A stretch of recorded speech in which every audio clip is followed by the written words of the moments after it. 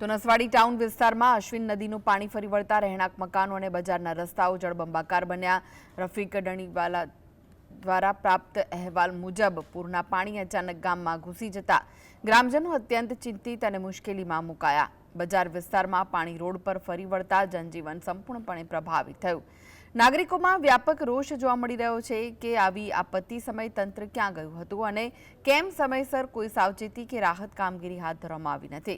તંત્ર દ્વારા તાત્કાલિક ધોરણે યોગ્ય પગલાં ભરાય તેવી લોક માંગ ઉઠી છે।